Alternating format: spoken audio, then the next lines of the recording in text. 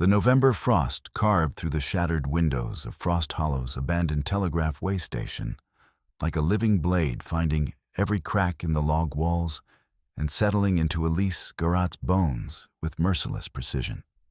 She pressed herself against the splintered timber, her arms streaked with mud and powdered glass, the metallic taste of arsenic still coating her tongue like liquid copper.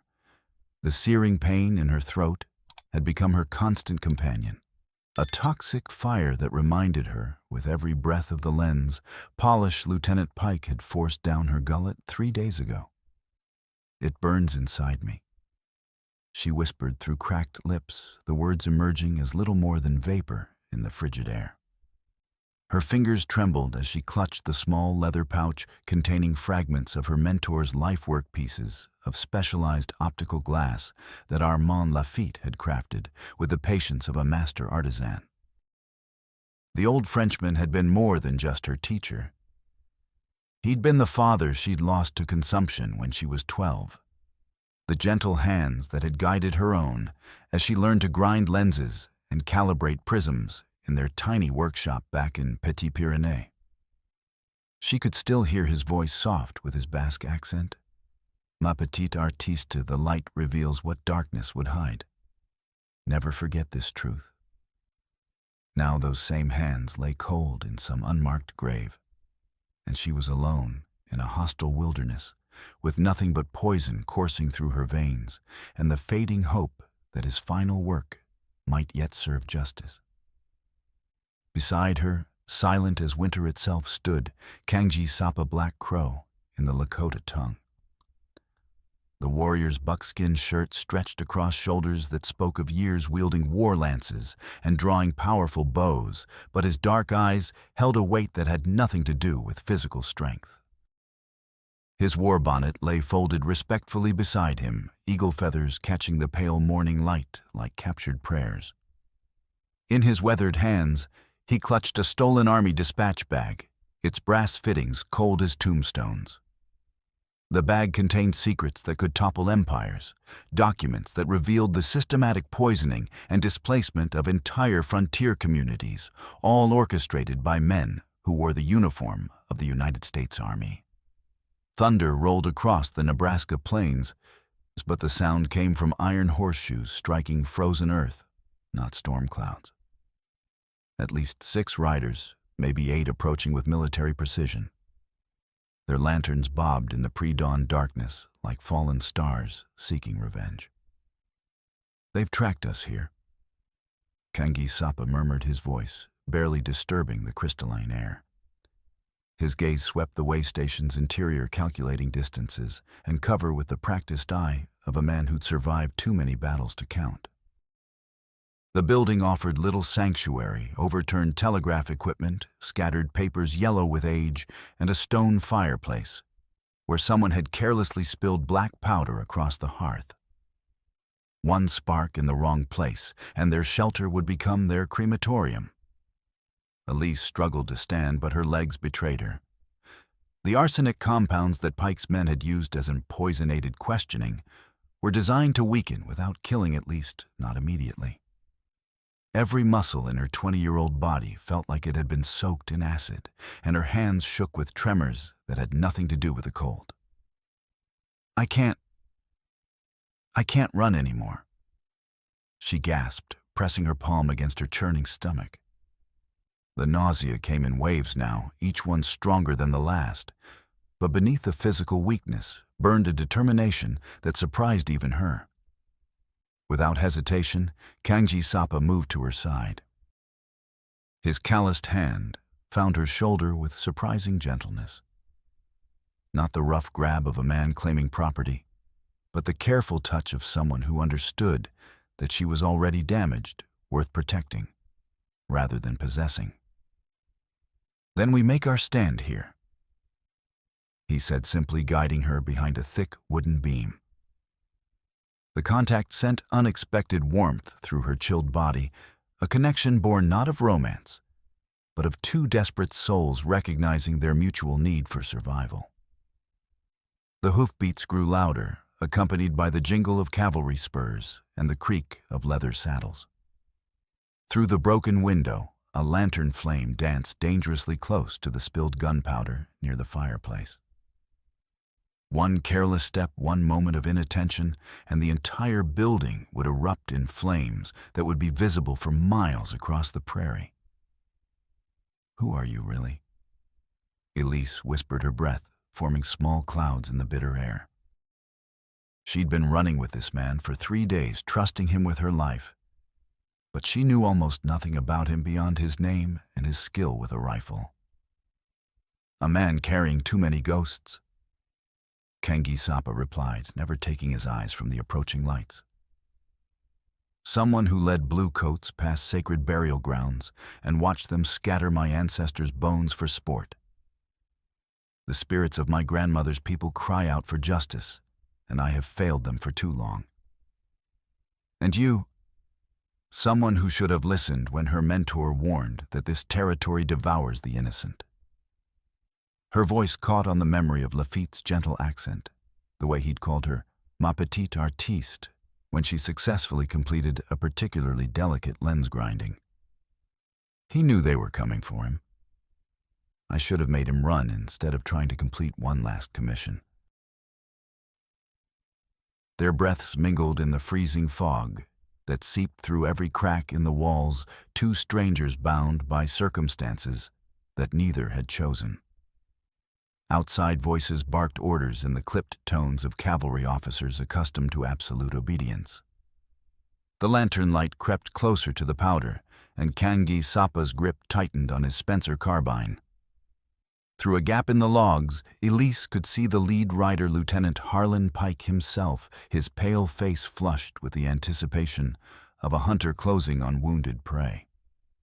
Behind him rode his men, their rifles gleaming in the lamplight like hungry teeth. But there was something different about Pike's expression today, something more desperate than mere military duty. "My brothers should be back from transport duty by now," Pike called to one of his sergeants. "The boy's too soft for this work, but blood is blood." In that moment, as death approached on horseback and fire threatened from within, something passed between Elise and the Lakota Warrior, a spark of understanding that transcended the racial hatred tearing the frontier apart. He was no longer the enemy of her people's army. He was the only thing standing between her and a shallow grave in the Nebraska wilderness. The first boot stepped onto the way station's sagging porch, and Kangi Sapa's finger found his trigger. The war was about to begin, and neither of them expected to see another sunrise. 3 nights earlier, Kangi Sapa had been a different man, or perhaps he had simply been pretending to be one for far too long. As an army scout, he traded his people's sacred trust for Union silver guiding soldiers in blue through lands his grandmother had blessed with her prayers and her tears. The breaking point had come at Crow Butte, where he'd led troops past ancient burial mounds, only to watch them desecrate the graves for entertainment, scattering bones like kindling wood, while they laughed at his protests. "Just old Indian bones," Sergeant Muller had said, using a sacred skull as a chamber pot. Nothing but heathen superstition anyway. That night, Kangi Sapa had stolen away from the army camp, with nothing but his weapons, his shame, and a burning need to somehow balance the scales of justice. At 32, he carried the burden of a man, caught between worlds, too stained by collaboration to return to his people with honor, too disgusted by military brutality to continue serving the flag that had become synonymous with systematic destruction of everything he held sacred. The dispatch bag had been his first step toward redemption, lifted from a supply wagon during a blizzard outside Fort McPherson. Among the routine orders and requisition forms, he discovered something that made his warrior's blood run cold: detailed medical sketches showing the effects of controlled arsenic poisoning, complete with formulas for poison-aided questioning through graduated toxic exposure. Meanwhile, Elise Garat's nightmare had begun 2 weeks earlier in the French Basque settlement of Petit-Pyrénées, a cluster of wooden buildings that clung to life along the Platte River like barnacles on a ship's hull. She had come to America 18 months ago with Armand Lafitte, following the dream of prosperity that had lured so many Europeans to the Western territories. Lafitte was 57 years old and possessed hands that could work miracles with glass and light. As an itinerant optician, he specialized in creating polarizing prisms that could reveal hidden survey marks under snow glare, using specially prepared chemical inks that became visible only when viewed through his custom lenses. The work required precision that bordered on artistry, and Elise had proven herself an apt student with nimble fingers and an eye for detail that impressed even the cantankerous old master. The trouble had started when Lafitte accepted what appeared to be a routine commission from Major Edwin Selby himself. The order seemed straightforward enough: a set of polarizing prisms and a brass cipher wheel that could adjust their alignment for different viewing angles. But the work required unusual chemical preparations, inks, and etching compounds that contained arsenic derivatives and other toxic substances that made Lafitte increasingly uncomfortable. "Something troubles me about this commission, ma petite," Lafitte had told her in his gentle Basque-accented French. The major, he asks for equipment to hide things, not reveal them. What does an honest man need to conceal from the light? For 2 weeks, the old optician had labored over the delicate mechanisms, muttering prayers in 3 languages as he worked. His naturally cheerful disposition had grown increasingly troubled as the commission neared completion, and he'd taken to working behind locked doors with the curtains drawn tight. Then on a gray morning, when frost covered the workshop windows like cathedral glass, Elise had awakened to find him gone. His traveling case was missing, along with the completed optical equipment and all his notes related to the Selby commission. But he'd left behind a single rose from their garden and a note written in his careful script. "Trust no one in uniform, ma chère fille. If I do not return, seek the truth in the light." The army had found her first, of course. Lieutenant Harlan Pike was 28 years old, with the soft hands of a man who'd bought his commission rather than earning it through battlefield service. When his men cornered her at the trading post, his voice had been smooth as snake oil poured over broken glass. "Miss Garat," he'd said, "we understand you've been working with Armand Lafitte on some rather specialized optical equipment. The United States Army would like to have a conversation with you about that." The conversation had taken place in the trading post's back room, where Pike's enlisted men had held her down while their officer forced a vial of lens polish down her throat. The liquid had seared her tongue and throat, like molten metal coating her mouth with a distinctive metallic taste of arsenic compounds. "Now then," Pike had said conversationally, as Elise writhed on the rough wooden floor, "this particular formula contains just enough poison to cause considerable discomfort without immediate fatality. Perfect for encouraging cooperation during extended discussions. Where did your mentor hide the cipher wheel?" It was then that Dr. Lila Hart had arrived, drawn by the commotion and demanding immediate access to treat what she recognized as deliberate chemical poisoning. The frontier physician was 42 years old and harder than sun-baked leather, a woman who'd learned battlefield medicine during the war between the states. That girl needs milk proteins and activated charcoal to neutralize the arsenic, and she needs them immediately. Dr. Hart had declared in a voice that brooked no argument. "Unless you want to explain to your commanding officers why you killed a civilian during questioning." As Hart administered the antidotes that would save her life, she whispered urgent instructions. "The arsenic won't kill you immediately, but it will weaken you for weeks. Get away from these men as soon as you can travel." That night, while Pike's men celebrated at the Sutler's Saloon, Elise had slipped away into the Nebraska darkness, following the North Star, toward whatever answers she might find at Frost Hollow. It was pure chance that had brought her and Kangi Sapa together in that abandoned way station. 2 fugitives seeking shelter in the same ruins, each carrying pieces of a puzzle that neither fully understood. Now, with morning light creeping through frost-covered windows and the sound of Pike's cavalry growing louder, they faced their first real test as unlikely allies. The door exploded inward in a shower of splinters and iron, and their war truly began. The dispatch bag contained more dark secrets than either of them had dared imagine. As Pike's soldiers methodically searched the other buildings, Kangji Sapa and Elise huddled behind an overturned telegraph table, examining the stolen documents by pale light, filtering through bullet holes in the walls. The brass cipher wheel was indeed the key to Lafitte's final work. When Elise aligned it with the fragment of polarizing prism she'd kept as a memento and held both up to the frosted window pane, hidden marks began to appear on a detailed survey map of the entire Platte River Valley. "What in the name of thunder?" she whispered, watching as invisible ink revealed a network of lines and geometric patterns across the map's surface. The markings converged on a single point marked with the name Widow's Well, a place that didn't appear on any official territorial survey. "I know that name," Kangji Sapa said grimly. "My grandmother spoke of it in the old tongue, a settlement that vanished in a single night like smoke scattered by prairie wind. The soldiers said it was an Indian raid, but my people never claimed responsibility for the attack. The medical sketches in Pike's files provided horrifying context.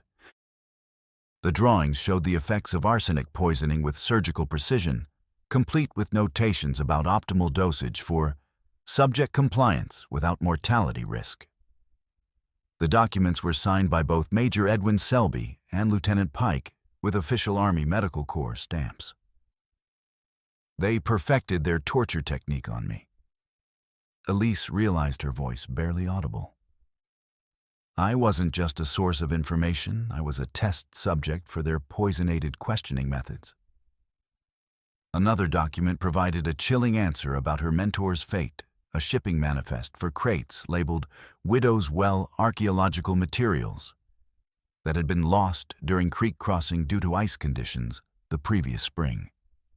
The manifest listed optical equipment, personal effects, and remains of A. Lafitte, foreign national deceased from natural causes during transport. The sound of boots on the porch interrupted their discoveries. Pike's voice drifted through the walls. "Sir, the tracks definitely lead here. Both sets the woman's smaller prints and moccasins that match our Indian scout profiles. Then flush them out like the vermin they are," came Major Edwin Selby's voice, making Kangji Sapa's blood freeze. The Major himself had come to supervise the hunt.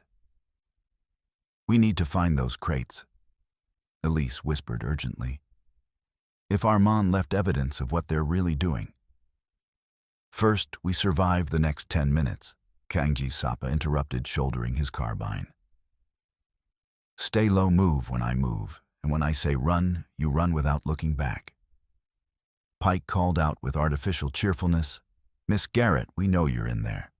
Come out peacefully, and we can discuss this like civilized people." A rifle shot shattered the window above their heads. Pike's voice turned ugly. "That was your final warning." "On my signal," Kangji Sapa whispered. 3, 2. The back wall exploded inward as 2 soldiers burst through a window. Kangji Sapa spun and fired his carbine's bark, deafening in the enclosed space. "Now," he shouted, grabbing Elise's hand and pulling her toward the shattered rear door. They burst into gray morning light as bullets whined past their heads like angry wasps. The creek lay 30 yards away, 30 yards of open ground, with no cover except speed and desperation. Elise's legs felt like they'd been filled with sand, but Kangji Sapa's grip on her hand was like an anchor in a storm. They tumbled down the creek bank, just as a volley of rifle fire scorched the air where they'd been standing. The frozen stream offered minimal protection, but Kangji Sapa pressed Elise flat against the icy bank, his body serving as a shield. Can you swim? He asked urgently.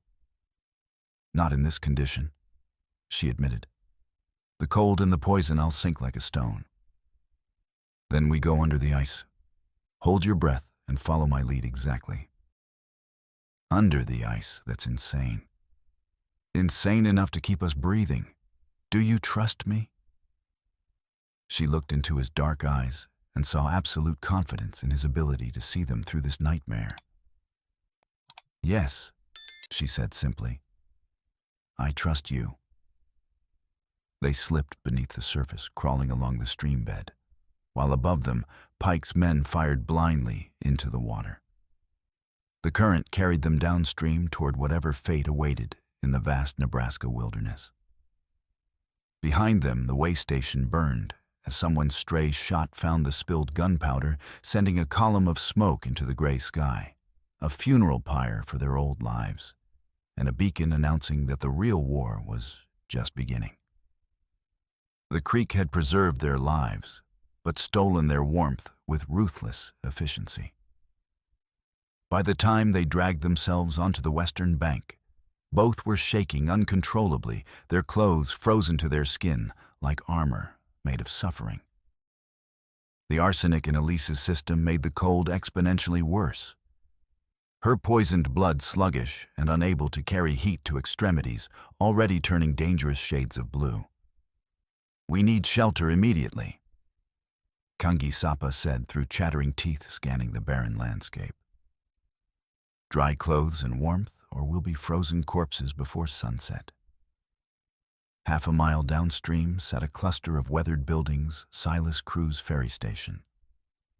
The old ferryman was 63 years old and built like a gnarled oak tree, seemingly indestructible, despite decades of hard living. He emerged from his cabin carrying a Spencer rifle, but lowered it when he recognized Kangi Sapa. Black Crow, he said with familiar ease. You look like hell that's been frozen over twice. Feel considerably worse than I look, Kangi Sapa replied. We need help, Silas. Dry clothes, hot food, and safe passage across the river. What manner of trouble are you folks bringing to my doorstep? The kind that involves army officers systematically poisoning civilians and covering up mass murder. Elise said, surprised by the strength in her voice despite her condition. I have documentary proof of crimes that reach the highest levels of military command. Silas studied her for a long moment, then looked back at Kangi Sapa. You vouch for her? With my life. Well, then that's good enough for me. Get inside before you both freeze to death. The cabin's interior was Spartanly comfortable, dominated by a massive stone fireplace. Crew provided them with spare clothes and prepared coffee strong enough to dissolve horseshoe nails. While they warmed themselves, they explained their situation, showing him the documents and demonstrating how the cipher wheel revealed hidden markings on survey maps. Widow's Well, Crew said finally, his voice heavy with old memories. Haven't heard that name spoken aloud in more than 20 years. He retrieved a faded photograph from a wooden box, a thriving frontier town with neat rows of buildings and busy streets. Prettiest little settlement in the territory. Had near 300 souls living there at its peak. His weathered face grew distant, and his voice softened with genuine grief. I knew them all, you see. Used to ferry their supplies across when the creek was running high. There was the Miller family blacksmith and his wife, with their little girl Sarah. Prettiest child you ever did see, with golden curls and a laugh like silver bells. She'd ride over with her papa, sometimes sit right there on that stool and listen to my stories about river life. Crew's hands trembled slightly as he touched the photograph. Tom Miller was building Sarah a dollhouse for her 9th birthday. Been working on it all winter, carved every tiny shingle by hand. Sarah would come by and ask me if I thought her papa was making the windows big enough for her dolls to see out proper. His voice caught. She never got to see that dollhouse finished. Started getting sick in early spring, the shakes, then her pretty hair began falling out in clumps. Tom brought her across one last time, begging me if I knew any medicine for whatever strange sickness was taking his baby girl. I didn't know then what I know now, that monsters in blue uniforms were poisoning her slow as molasses, watching her waste away like some kind of terrible experiment. The old ferryman wiped his eyes with the back of his hand. Tom found her one morning peaceful, as you please, like she was just sleeping. But her little fingers were stained dark from whatever poison was in their water, and her lips had turned the color of old pennies. He tried to wake her for near an hour before he accepted she was gone. "What happened to Tom?" Elise asked quietly. "Buried her in the little cemetery behind the church with a headstone he'd carved himself. Sarah Miller, beloved daughter age, 8 years gone to dance with angels." Then he took his rifle and went looking for answers. They found him 3 days later, shot full of holes, officially killed, resisting lawful military authority. But I knew Tom Miller. He wasn't a violent man. They murdered him for asking too many questions about why his baby had to die. Crew stared into the fire, lost in painful memories. That dollhouse sat unfinished in his workshop for months after the fire. When I finally went back to look for survivors, I found it there among the ashes, every tiny shingle still perfect, every little window carved with such care. I kept one piece of it. He opened a small drawer and withdrew a miniature wooden door, no bigger than a playing card, intricately carved with tiny hinges, and a doorknob smaller than a peppercorn. I keep this to remember them by. All the children who never got to grow up, all the fathers who never got to finish their gifts of love. Through the window, they could see riders approaching Pike's soldiers, following their trail with grim determination. Kangi Sapa made the decision for all of them. "Can you get us across the river?" Crew grinned, showing tobacco-stained teeth, and carefully returned the tiny wooden door to its drawer. "Son, I've been running this ferry for 32 years. A few army boys don't worry me none." He led them to where the ferry sat locked in ice, working with practiced efficiency to chop through the frozen water. As they broke free and crossed the sluggish current, Pike's soldiers crested the hill, their rifles glinting in the afternoon sun. Rifle shots cracked like breaking branches, bullets hissing into the water around the ferry. But Crew had positioned them expertly. The current carried them downstream, even as they crossed, making them difficult targets. "Much obliged, Silas," Kangi Sapa said as they reached the western bank. "Don't mention it. Been waiting 20 years for someone to call Edwin Selby to account. You find that evidence, you make sure it reaches the right people. And remember little Sarah Miller when you do. She deserves that much." In the growing dusk, they struck out across the wilderness, two unlikely allies, bound together by necessity and shared commitment to justice. Behind them lay temporary safety. Ahead lay danger and the slim hope of redemption. But now they carried with them the memory of a little girl with golden curls and the unfinished dollhouse that had become a monument to innocence, destroyed by evil men. The journey to Widow's Well stretched across 2 days of hard travel through terrain that seemed determined to claim their lives. On the first night, as they sheltered in a grove of cottonwoods beside a frozen stream, the necessity of survival brought them closer together in ways neither had anticipated. Kangi Sapa had insisted they risk a small fire, hidden carefully in a depression he'd hollowed from the frozen earth. The flames danced against the darkness, casting their faces in warm light that made the harsh wilderness feel momentarily hospitable.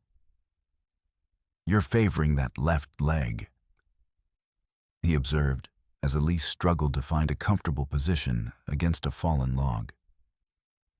"The arsenic affecting your muscles." "Everything aches," she admitted. "Like my bones are trying to crawl out of my skin." Dr. Hart said it would get worse before it got better. Without speaking, Kangi Sapa began gathering specific plants from their surroundings, wintergreen bark dried willow shoots, and the inner bark of a birch tree that had somehow survived the harsh season. His movements were economical and precise, the actions of someone who'd learned wilderness medicine from childhood. "Watch carefully," he said, beginning to prepare the plants with a small knife. This knowledge kept my people alive for generations before white medicine came to the territories. He showed her how to identify the plants by touch in darkness, how to prepare them into a tea that would help her body fight the poison's effects. The willow bark contains something that eases pain and reduces the fire in damaged tissue. The wintergreen helps the body eliminate toxins. My grandmother taught me this when I was smaller than a war lance.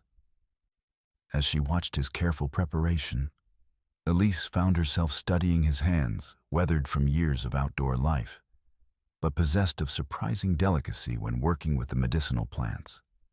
There was patience in his movements, a gentleness that seemed at odds with his warrior's reputation. "Your turn to teach me something," he said, settling beside the fire with 2 cups of the bitter-smelling tea. "Show me how that glass magic of yours actually works." Elise withdrew the small prism fragment from her pouch, turning it carefully in the firelight. "It's not magic, though. Armand always said the line between science and sorcery was thinner than most people believed." She positioned the prism to catch the firelight, demonstrating how it split the white flames into component colors that danced across the surrounding trees. Light appears simple, but it's actually composed of many different colors traveling together. The prism separates them by bending each color at a slightly different angle. And this reveals hidden things. When you understand how light behaves, you can make it do remarkable things. She showed him how certain inks became visible only when viewed through polarized light, how chemical treatments could create messages that remained invisible under normal circumstances. Armand used to say that light was the universe's way of telling truth. It can't lie, it can only be hidden or revealed. Kangi Sapa studied the play of colors with unexpected fascination. My people have stories about light spirits that reveal truth to those worthy of seeing it. Perhaps your mentor understood something our storytellers knew long ago. As they shared the bitter tea, something fundamental shifted between them. No longer were they simply 2 desperate fugitives thrown together by circumstance. They were becoming partners, each recognizing in the other a depth of knowledge and commitment that commanded respect. "If we survive this," Kangi Sapa said quietly, "what will you do?" "Finish what Armand started. There must be others like him, people with skills that can expose corruption where it hides in darkness." She met his eyes across the fire. "And you? Find a way to restore balance. I've spent too many years serving people who destroy everything they touch. Time I started building something worth preserving." The fire crackled between them as they contemplated futures that seemed impossibly distant. Around them, the Nebraska wilderness held its breath, waiting to see whether dawn would bring hope or death to these unlikely allies who had begun to trust each other with more than just their lives. The ruins of Widow's Well materialized from the Nebraska twilight like a fever dream made manifest. Where Crew's photograph had shown a thriving community, only blackened foundations and skeletal timber remains testified to systematic destruction so complete that nature had already begun reclaiming the site. Elise stood at the edge of the devastation, her mentor's cipher wheel heavy in trembling hands. The arsenic had worsened during their trek, leaving her weak and nauseous. But her resolve had only strengthened. Somewhere in this graveyard lay evidence that could expose the truth about Armand's murder. They didn't just burn it, Kanji Sapa observed, examining collapsed foundations. They used explosives, knocked down anything that might survive the fire. This was systematic elimination. A figure emerged from the ruins, a gaunt man in his 40s, clutching a leather-bound ledger. His clothes were patched and worn, his face etched with the hollow look of someone who'd witnessed too much. "You shouldn't be here," the man said. "They'll come back if they know someone's been asking questions." "Who are you?" Kanji Sapa asked. "Jonah Bell. I was the school teacher here. Had 28 children in my classes." He gestured at the ruins. "Now they're scattered to the winds, if they're lucky enough to still be breathing." "What really happened here, Mr. Bell?" "The real story is that Major Edwin Selby found a way to dispose of toxic mining waste without paying cleanup costs, and our town was in the way." He opened his ledger, revealing pages of meticulous documentation. Names, dates, symptoms, death records. Started last spring. Selby's men brought in barrels, stored them in a warehouse. Said it was military supplies off limits to civilians. But the barrels leaked during a storm, and whatever was in them killed everything it touched. Elise felt ice forming in her veins. Silver mining waste. Arsenic compounds, mercury-lead concentrated poison. Within days, people started getting sick. Livestock died, crops withered well, water turned colors nature never intended.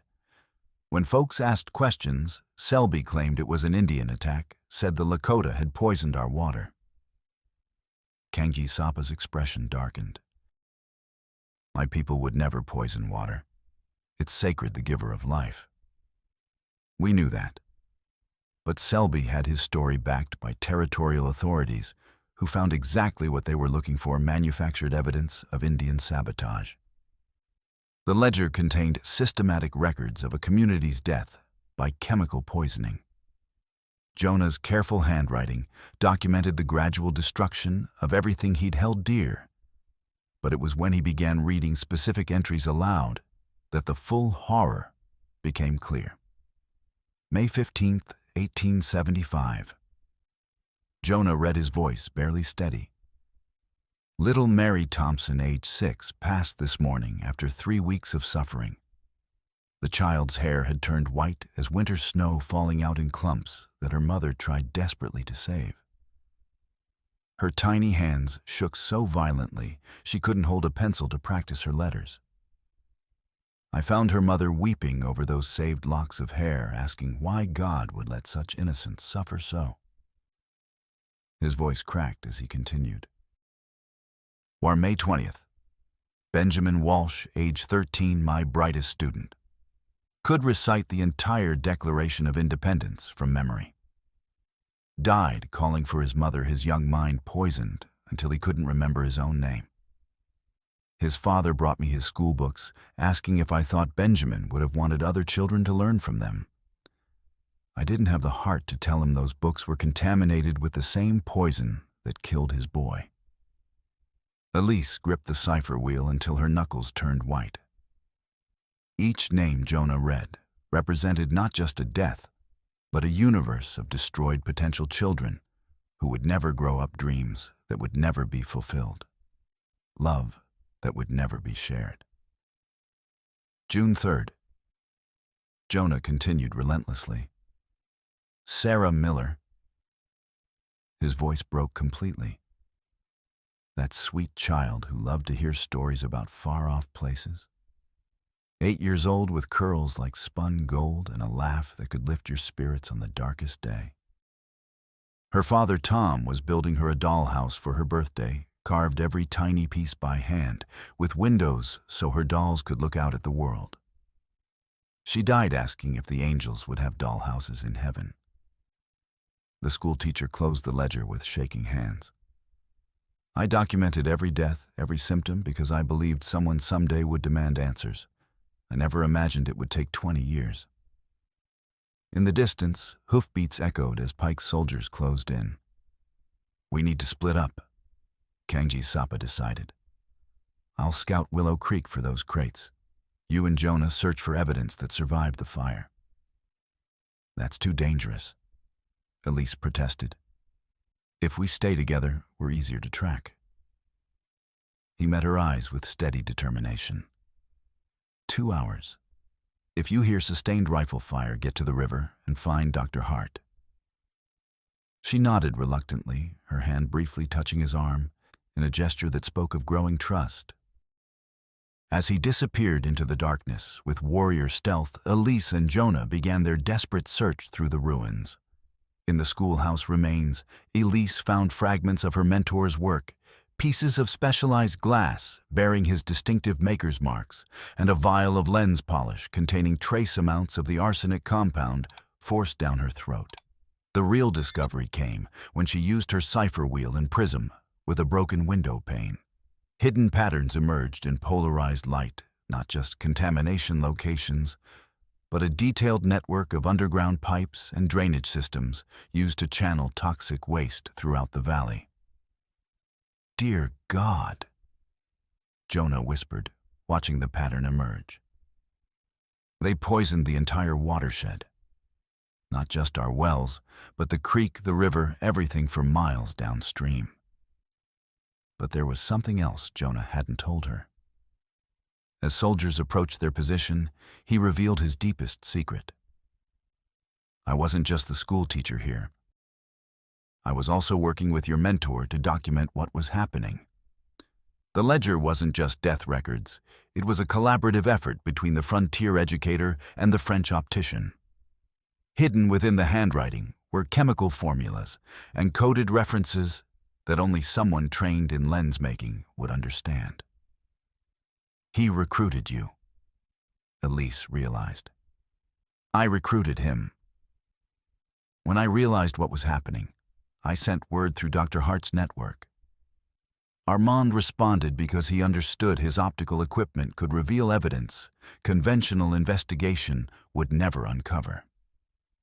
From his coat, Jonah produced a small wooden box containing mica sheets, each treated with chemical preparations that would reveal hidden text when viewed through polarizing filters.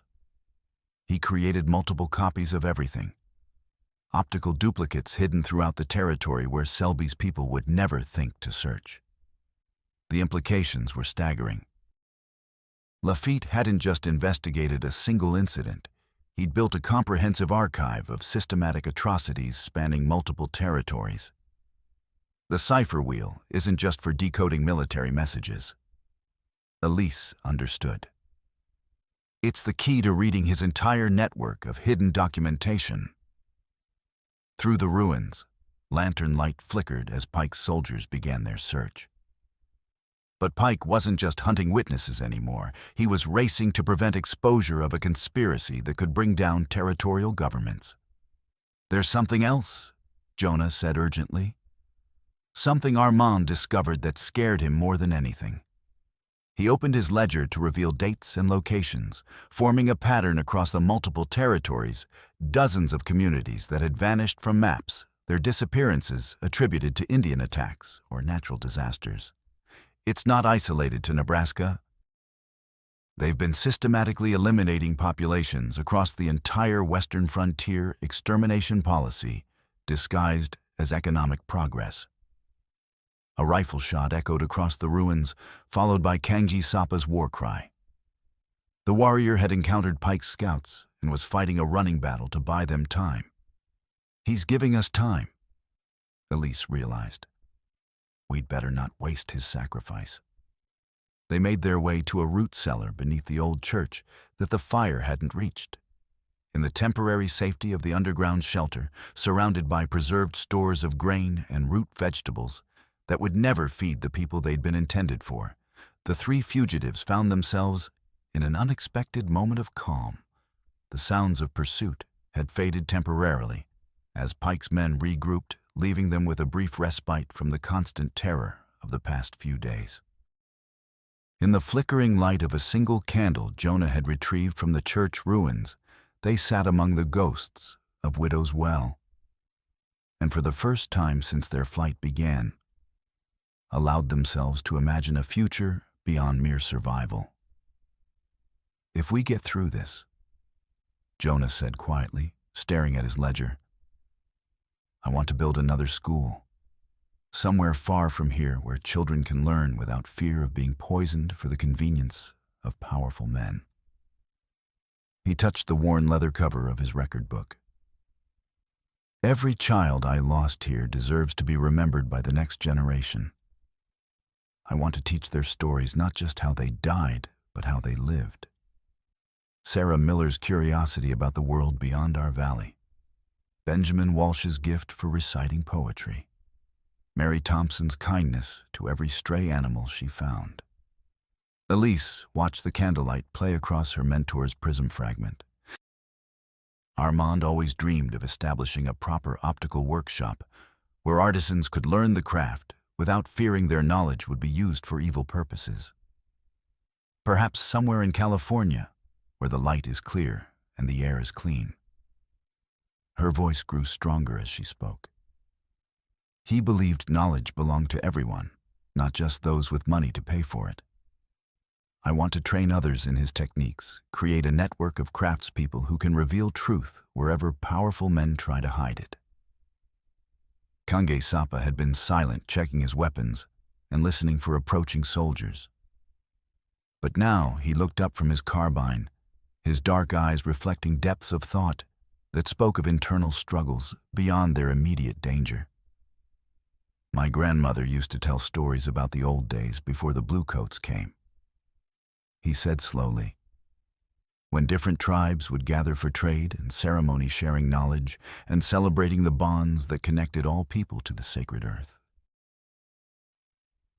He gestured toward the root cellar's earthen walls. She believed the spirits of place remembered every act of kindness and cruelty performed on their soil. If we survive this, I want to help create something my grandmother would recognize, a place where different peoples can come together in peace, where children can grow up knowing their neighbors as friends rather than enemies. His voice took on a note of quiet determination. The army taught me to track and hunt, but my people taught me to build and protect. I'm tired of using my skills to destroy. Time I started building something worthy of the ancestors who gave me life. Above them, footsteps echoed as soldiers searched the church ruins. But in this moment, surrounded by evidence of systematic atrocity, the three allies had found something powerful: hope. Not the naive optimism of those who'd never seen evil, but the hard-won determination of survivors who refused to let darkness have the final word. The candlelight flickered across their faces as they made silent promises to the dead, and to each other, promises that would sustain them through whatever trials lay ahead. Promises that would transform their quest for justice into something larger and more lasting than mere revenge. When Kange Sapa finally returned, moving through the darkness with the ghostly silence that had made him valuable to the army, he brought news that would change everything. The immediate search had passed, but the real discovery came when he settled in their hiding place and opened the dispatch bag with new urgency. Dawn broke gray and unforgiving over the Platte River's eastern bank, revealing Major Edwin Selby directing his men with siege warfare precision.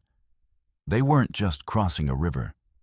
They were preparing to eliminate the last witnesses to crimes that could topple governments. From the Cottonwood Grove, Elise watched through field glasses as soldiers sawed ice with mechanical efficiency.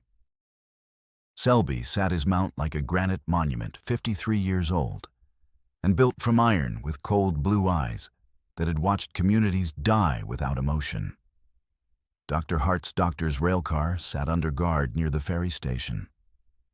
The frontier physician moved with apparent freedom, but 4 armed soldiers made her liberty conditional.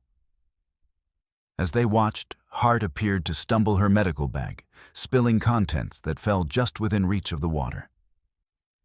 "She's leaving supplies for us," Elise realized.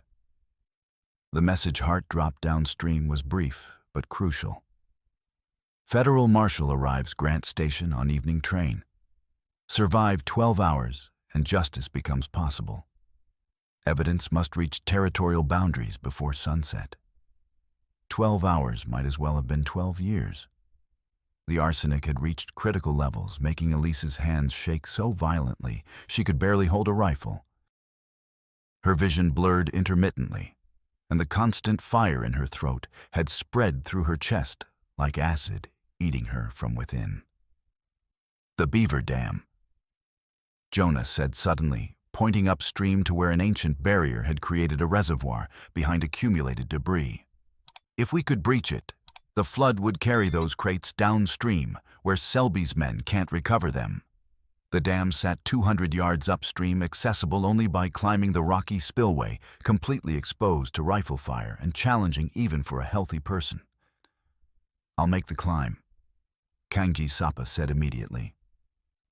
"I'm lighter," Elise interrupted, surprised by her own strength. "Less weight on unstable rocks, smaller target, less chance of triggering a slide."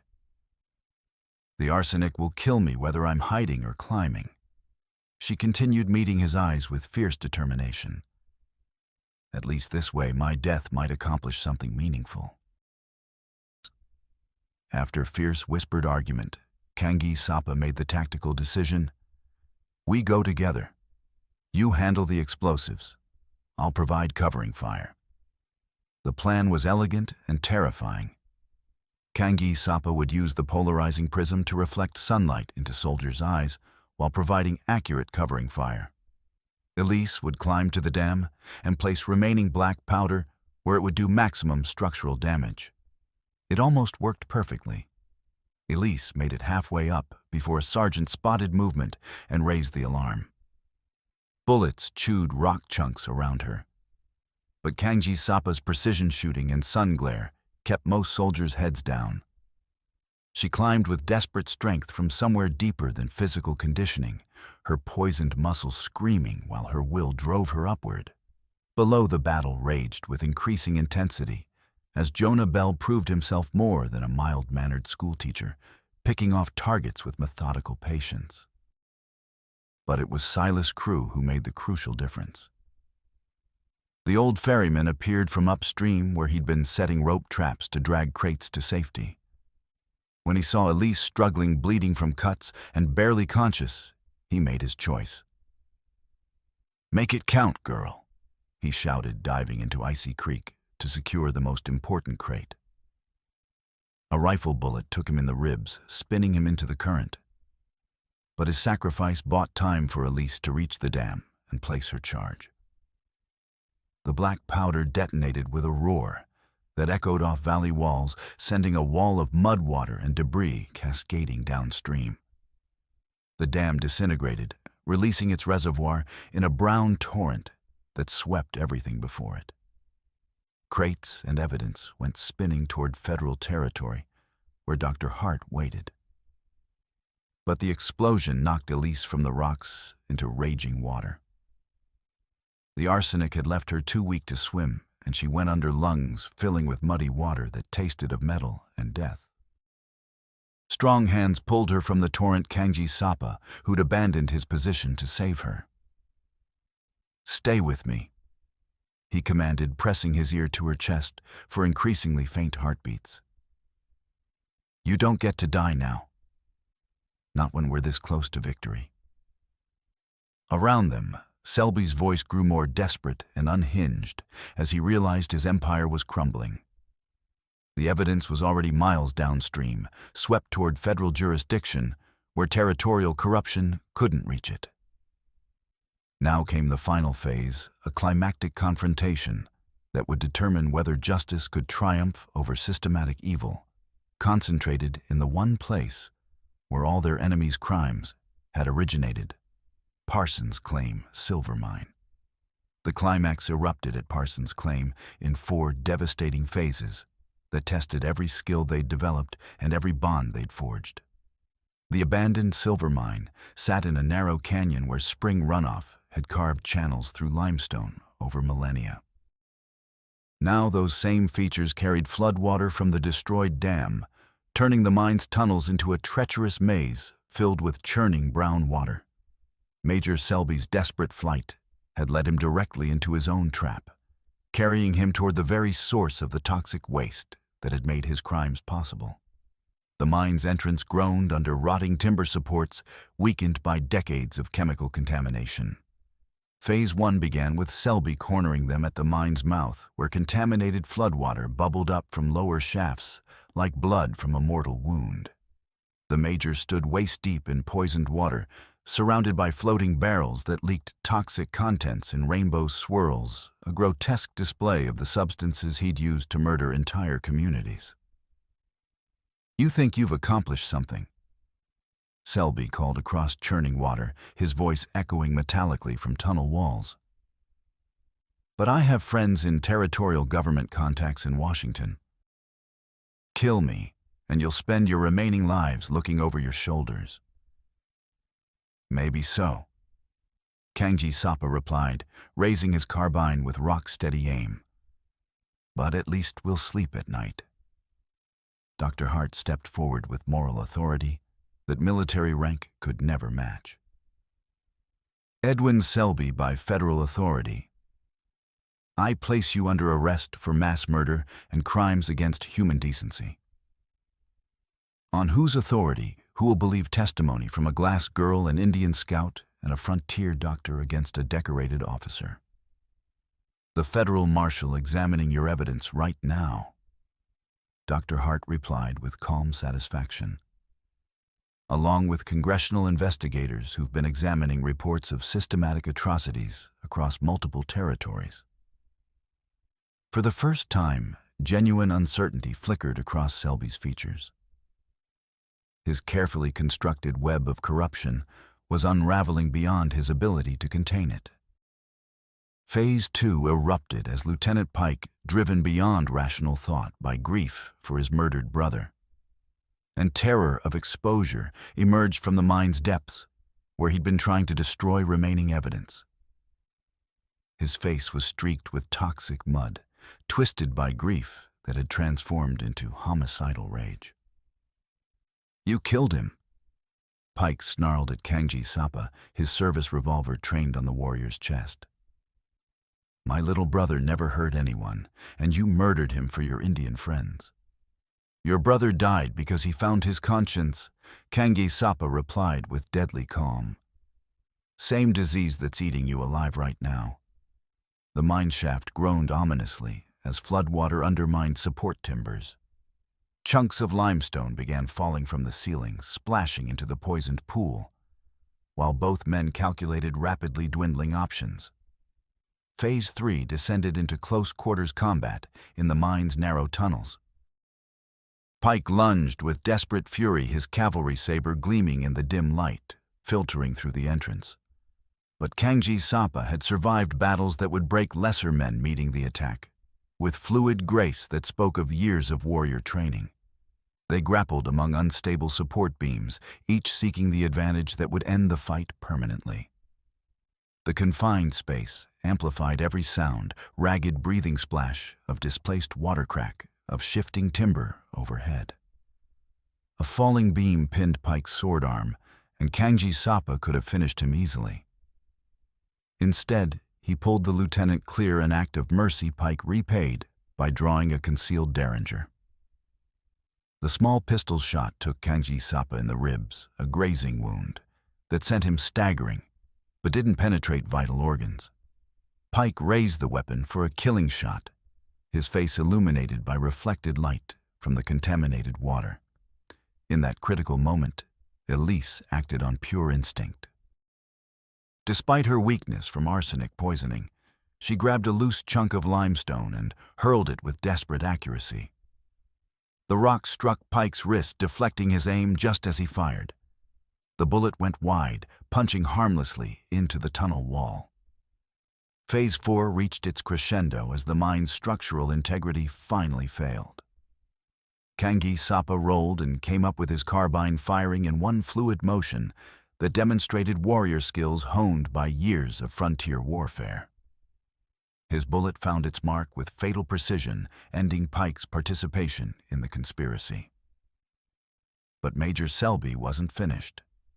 The career officer grabbed the burning dispatch bag containing the cipher wheel and bolted deeper into the mine, intending to destroy the last evidence that could connect him to the optical equipment. The flooded tunnels echoed with his desperate splashing as he sought an escape route that didn't exist. The mine shaft gave a final groan of structural protest. Support timbers cracked under the weight of flood-loosened stone, and the entrance began collapsing in a cascade of rock and timber. Kange Sapa wrapped his arms around Elise and pulled her toward the tunnel mouth as tons of limestone threatened to seal them inside forever. They burst from the collapsing entrance just as the main shaft imploded, sending a cloud of dust and chemical vapor into the afternoon sky. Behind them, Major Edwin Selby's screams were cut short by falling rock as the mine became his tomb.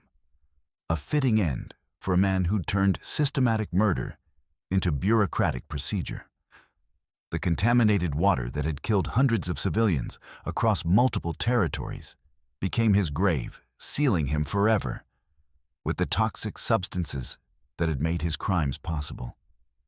As they stumbled away from the destruction, Elise felt the full weight of what they'd accomplished. The conspiracy that had claimed so many innocent lives was ending not in a courthouse, but in a poisoned mine shaft where the architect of mass murder had met the justice he'd tried to avoid. But justice for the dead was only the beginning of a longer process of healing and ensuring such atrocities could never happen again. 3 weeks later, Dr. Hart's converted railroad car sat on a siding near the Platte River Bridge, its windows glowing with warm light that spoke of sanctuary in a land that had seen too much violence. Inside the frontier, physician worked with quiet efficiency, removing final stitches from Kange Sapa's wound, while monitoring Elise's recovery from systematic poisoning. The antidotes had worked their slow magic. Dr. Hart's careful administration of milk proteins, activated charcoal, and mineral supplements had helped Elise's body eliminate the heavy metals that had nearly killed her. The searing pain in her throat had faded to occasional soreness, her hands had steadied, and strength was returning day by day. She would carry scars, both physical and emotional marks, that would remind her forever of the price of seeking truth in a territory where powerful men preferred darkness. But she would live to see justice done and carry forward the work that had cost Armand Lafitte his life. At a small table by the window, Jonah Bell recopied his ledger in careful script that would survive legal proceedings. Each name represented a life lost to conspiracy, a family destroyed by greed and corruption. His meticulous records would ensure victims were remembered as their killers faced earthly justice. Federal marshals expected tomorrow, Dr. Hart said, adjusting Kange Sapa's bandage. Along with investigators from multiple agencies and a congressional committee examining similar atrocities across Western territories. Will any of it matter? Elise asked, testing her grip on a glass fragment, a piece of her mentor's legacy kept as both memento and promise. The evidence you recovered is too detailed to suppress, Dr. Hart replied with grim satisfaction. Selby's correspondence implicates officials by name and specific criminal action. There will be trials, convictions, prison sentences, possibly hangings. The investigation had moved with surprising speed once federal authorities became involved. Congressional investigators were already en route from Washington, drawn by newspaper accounts painting the Widow's Well massacre as the worst military scandal since the Civil War. What happens to us after the trials? Kange Sapa asked. You disappear. New names, new identities somewhere far from Nebraska where Selby's surviving associates can't reach you. The marshals have means to place a person in protective custody under federal marshals in cases of this magnitude. But there was something else, something Elise had kept hidden even from her closest allies. There's something I discovered in Armand's equipment that changes everything. she said quietly, producing a thin mica sheet prepared with chemical treatments to reveal hidden text through polarizing filters. When she held it to lantern light and viewed it through her mentor's prism, words appeared as if by magic, written in Lafitte's careful French script. "It's his final testimony," she translated, her voice strengthening. "A complete confession of everything he discovered, dated just before his death. He knew they were going to kill him, so he prepared this as insurance." The hidden document contained evidence of similar contamination schemes across Colorado, Wyoming, and Dakota territories. But the revelation that left them speechless came in the final paragraph, revealing corruption that reached cabinet level, possibly including presidential knowledge. "He's describing systematic policy implemented from Washington itself," Dr. Hart said with growing alarm. The implications were staggering, but they also provided the final evidence needed to expose crimes that had claimed thousands of lives across the frontier. At dawn the next morning, as Dr. Hart's surgery prepared to transport them to federal protection, Kangji Sapa and Elise walked together to where Silas Crew lay buried beside the Platte River. The old ferryman had chosen a beautiful spot overlooking water he'd worked for 3 decades. Kangji Sapa knelt and placed sage and sweetgrass on the grave traditional offerings to honor a warrior's passing. Elise added her tribute, a small prism that caught morning light and cast rainbows across the wooden headstone Jonah had carved. "He died for people he'd never met," she said quietly. "He died for the idea that truth matters more than personal safety." Kangji Sapa replied, "That some principles are worth dying for." As they stood beside their friend's grave, Elise realized something fundamental had changed between them. The desperate alliance born of necessity had evolved into something deeper, not romantic love from novels, but the profound bond between two people who'd faced death together and chosen to live for something greater than themselves. "What comes next?" she asked. "We finish what we started. There are other territories, other communities under threat. Your mentor's work isn't done, and neither is ours." Kangji Sapa removed buckskin gloves from his pack, finely crafted leather that would protect her hands while allowing delicate optical work. "For steady hands and clear sight," he said simply. She pulled on the gloves, feeling how perfectly they fit, then squeezed his fingers in a gesture that spoke of partnership rather than possession. They had work to do together, justice to pursue, crimes to expose, innocent lives to protect across the vast frontier. Together, they walked toward Dr. Hart's surgery, where federal marshals waited to begin the next phase of investigation. Behind them, the Nebraska prairie stretched under morning sky, scarred by events they'd survived, but not broken by the evil they'd exposed. Elise raised her mentor's prism to catch the rising sun, watching as hidden patterns became visible in morning light. The optical equipment that had revealed so much corruption would continue serving justice, illuminating truth wherever powerful men tried to hide it in darkness. "Now they'll see everything," Kangji Sapa said with quiet satisfaction. "Yes," she agreed, lowering the prism and facing toward whatever challenges lay ahead. "Now they'll see it all." They departed the ruins of their old lives, side by side, forged together by hardship and united in purpose that transcended the racial hatred tearing the frontier apart. The conspiracy that had claimed so many innocent lives was finally coming to light, and the work of justice would continue until every guilty party faced consequences. The frontier had tested them both and found them worthy of the responsibility they now carried. Whatever came next, they would face it together, two survivors bound by shared purpose and unshakable conviction. The truth would always triumph over corruption, no matter the cost or length of struggle. Behind them, Armand Lafitte's spirit could finally rest, knowing his life's work would continue in capable hands.